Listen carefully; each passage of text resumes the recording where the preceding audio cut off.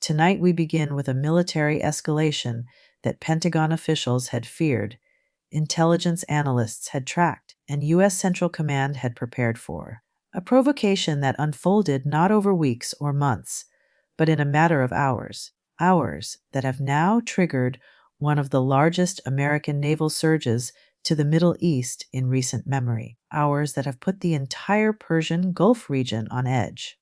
Hours that have forced the United States to demonstrate, once again, that its commitment to regional stability is not merely rhetorical. What Iran did this week crossed a line that American officials had hoped would hold. And when that line broke, the Pentagon did not hesitate. They responded with speed, with overwhelming force posture, and with unmistakable clarity. Tonight, we break down exactly what happened, what the United States is deploying to the region, and what this tells us about the rapidly shifting dynamics between Washington and Tehran. For several months now, there had been signals, not official announcements, not diplomatic communiques, just signals, that Iran was preparing something unprecedented. Iran has been aggressive, yes, but they have been calculated in their aggression. Their moves have followed a certain logic, a rhythm, almost a predictability that Western intelligence agencies have learned to read. But what set off alarm bells in Washington and at CNTCOM headquarters in Tampa this week was that the rhythm went silent. Intelligence officers who monitor Iranian military activity know the indicators. The movement of Revolutionary Guard naval assets, the repositioning of ballistic missile batteries, the sudden increase in encrypted communications between Tehran and its regional proxies, the unusual activity at underground nuclear facilities, all of that went quiet. And whenever Iran goes quiet, it means something is about to get loud. American satellites detected an unusual consolidation of Iranian fast attack boats near the Strait of Hormuz. Communications between IRGC Navy commanders, which had been active and trackable, suddenly went dark. Sources within the intelligence community noted a pattern that they had seen only twice before, both times preceding major Iranian military operations. This time, however, the scale appeared different, the preparation appeared more extensive, and the timing appeared deliberate. Early Wednesday morning, U.S. intelligence detected what they described as a significant repositioning of Iranian naval and missile assets, including long-range anti-ship cruise missiles that had not been moved from their storage facilities in over 18 months. These are the kinds of weapons that Iran only deploys when they are signaling something very specific, a threat to regional shipping, a warning to American forces, or preparation for a direct confrontation. Pentagon officials didn't know which category this fell into, or whether it fell into all three at once. But what they did know was that Iran was changing its military posture in ways that demanded an immediate American response. And when a regional adversary shifts military posture without explanation, even by small measures, the United States pays attention. What made this repositioning particularly alarming was the involvement of Iran's submarine fleet. Intelligence confirmed that at least two of Iran's Ghaider-class midget submarines had left their berths at Bandar Abbas and were now operating somewhere in the Persian Gulf. These submarines, while small, are designed specifically for mine-laying and surprise attacks in the shallow, crowded waters of the Gulf. Their deployment represented a clear message: Iran was preparing for something beyond routine exercises. The warning issued by the Pentagon Wednesday evening was not normal. It was not routine. It was not symbolic. It was urgent. Officials after classified briefings described Iran's move as provocative, destabilizing, and perhaps most importantly, inconsistent with any rational explanation other than preparation for hostile action.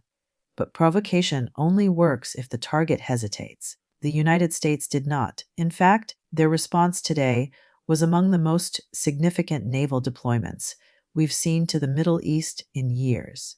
Here's what we know. Within 12 hours of confirming Iran's military repositioning, the Pentagon ordered the USS Abraham Lincoln Carrier Strike Group to accelerate its transit to the Arabian Sea. These weren't the standard patrol rotations. These were emergency deployment orders, the kind that U.S. Central Command only issues when they are preparing to project power at maximum capacity.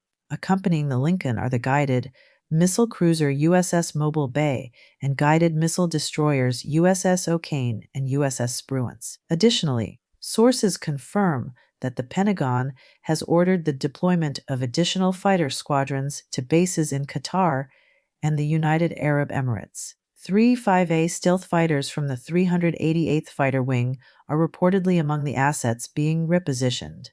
This is not a drill. This is not a rotation. This is surge capacity. Tonight, Pentagon officials confirmed that the United States has launched what they describe as a comprehensive force enhancement in the Middle East, including naval assets that had recently been scheduled for maintenance, but were instead rushed back to operational status. The Lincoln Carrier Strike Group is now positioned to project air power across the entire Persian Gulf region within hours of any order. But the naval response doesn't end there. The Pentagon has ordered the USS Wasp Amphibious Ready Group, currently in the Mediterranean, to begin transit toward the Red Sea. They've repositioned the USS Georgia, an Ohio-class guided missile submarine capable of carrying up to 154 Tomahawk cruise missiles, to an undisclosed location within striking distance of Iranian territory. They've activated additional Patriot missile batteries in Kuwait and Saudi Arabia to provide enhanced air defense coverage. In other words, the United States has targeted every vulnerability in Iran's potential offensive strategy. The ships that could threaten commercial traffic, the missile batteries that could target American bases, the submarines that could disrupt operations. This is what made the Pentagon's warning so urgent. Iran's military repositioning wasn't just symbolic. It was actionable. It represented the kind of move that could threaten American personnel and regional allies if left unchecked. And the Pentagon, understanding that fully, responded with force. Not recklessly, not impulsively, but strategically. They didn't escalate beyond what was necessary. They didn't provoke a direct confrontation.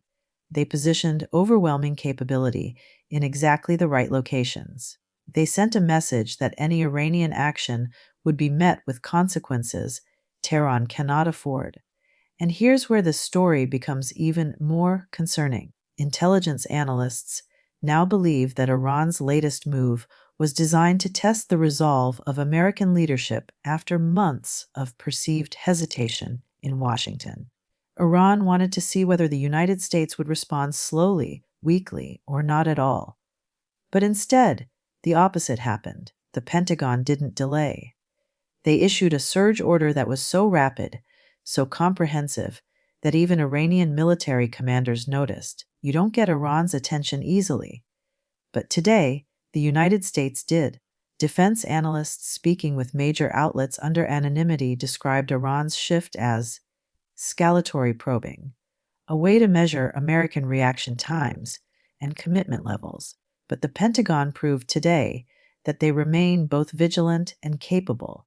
Their deployments were not only fast, they were positioned so precisely that every major Iranian military installation is now within range of American strike capability. That positioning matters because it shows something Iran's leadership needs to understand.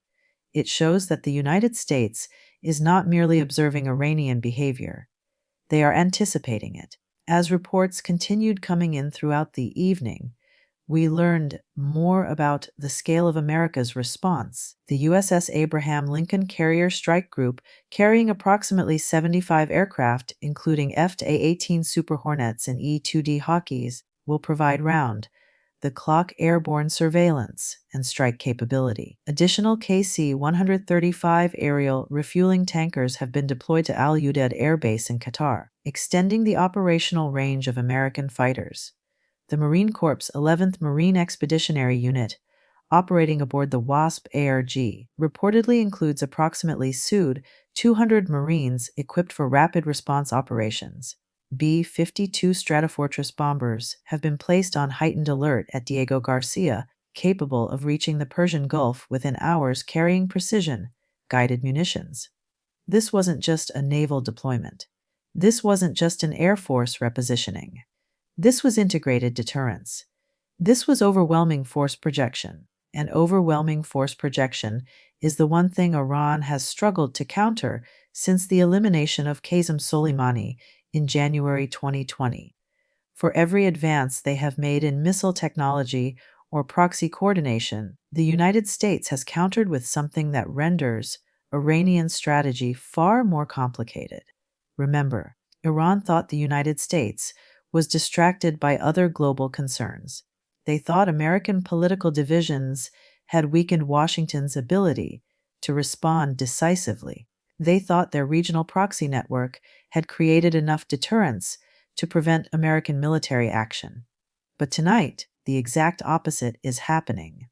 American forces are surging to the region with speed that has surprised even veteran observers. American allies in the Gulf are coordinating closely with CNTOM.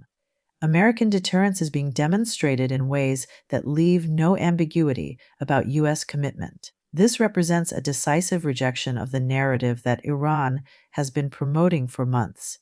The narrative that America is too divided, too distracted, and too war-weary to respond to Iranian provocations.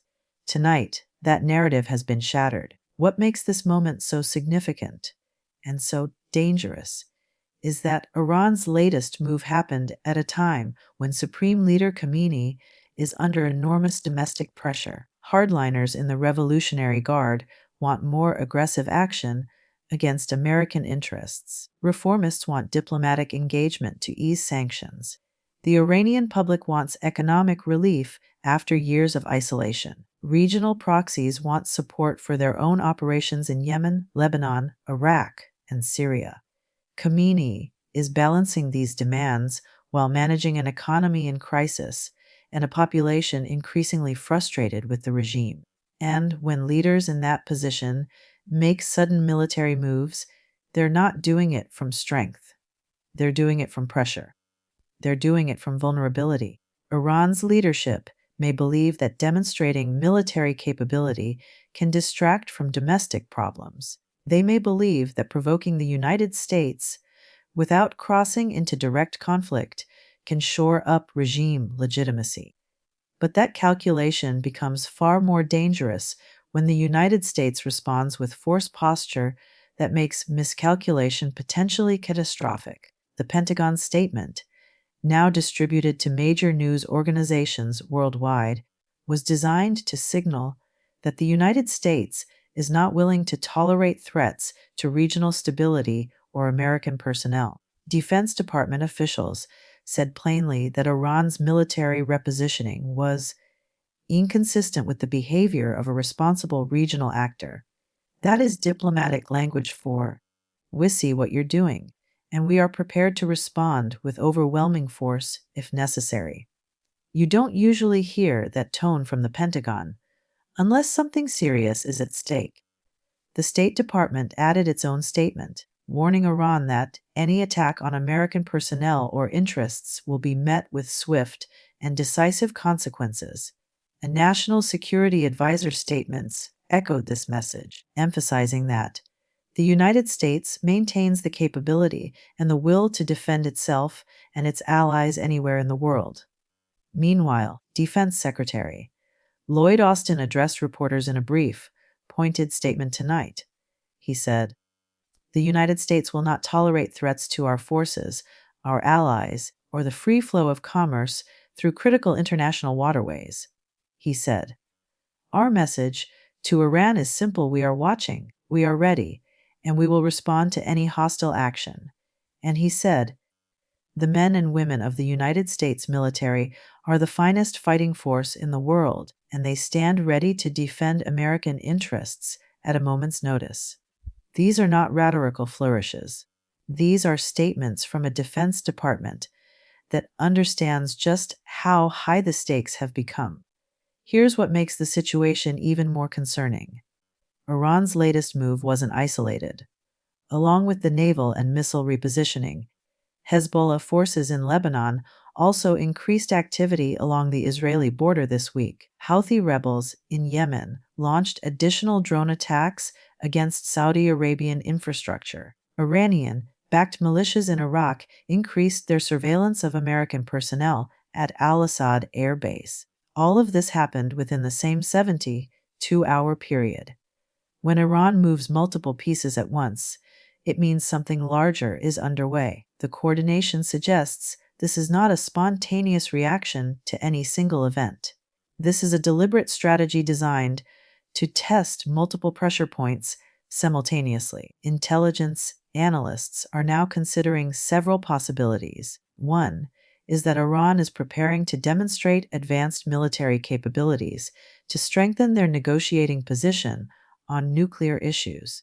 Another is that Iran is attempting to distract from severe domestic economic problems by manufacturing an external crisis. A third possibility, the one worrying officials the most, is that Iran is attempting to establish a new baseline of aggressive behavior that the international community will be forced to accept. But today, the United States took that card off the table. They didn't wait to see if Iran's moves were merely exercises. They didn't rely on diplomatic channels to seek clarification. They didn't hesitate while intelligence was still developing. They surged overwhelming military capability to the region immediately. What we're watching now is a test of deterrence. Iran wants to see how far they can push before America pushes back. The United States wants to show that the line is here and it will not move. Regional allies want to prevent any escalation that could destabilize their economies and security, and the international community wants to prevent a conflict that could disrupt global energy markets at a critical moment. Tonight, we've heard from Pentagon sources who are now monitoring Iranian military communications around the clock. They say there are indications that Iranian commanders were surprised by the speed and scale of the American response. They say Iranian naval assets have slowed their movements and may be repositioning back toward home ports. And they say Iran's decision to deploy submarines and reposition missiles is likely part of a broader strategy intended to probe American resolve before making any larger decisions. But the United States is not backing down. In fact, the United States is continuing to reinforce. Their response today, rapid, overwhelming, and precisely targeted, sent a message to Iran that provocations will not go unanswered, and it sent a message to regional allies that American commitment to Gulf security remains unshakable. As the coming days unfold, we expect more details to emerge about what exactly Iran hoped to achieve with this week's provocations. But what we do know is that the Pentagon's response was timely. It demonstrated American capability. It reinforced Allied confidence, and it imposed immediate costs on Iranian strategic calculations. What happens next will depend on what Tehran does in the next 72 to 96 hours. If they de-escalate and return their forces to normal posture, this moment will be remembered as successful deterrence in action. If they continue provocative behavior, the United States and its allies have already shown they are fully prepared. They have shown they are ready to respond. And tonight, for the first time in months, Iran appears to be recalculating. The Revolutionary Guard headquarters is quiet. Too quiet. And when Iran is quiet, it means they are thinking. It means they are choosing their next move carefully. Because tonight, Iran learned something they should have understood long ago. The United States does not bluff. The United States does not hesitate. And the United States will defend its interests with whatever force is necessary. This story is far from over. But tonight, one thing is clear: American deterrence remains credible. American military capability remains unmatched, and American resolve remains absolute. And we will be here watching every detail, as the next phase unfolds.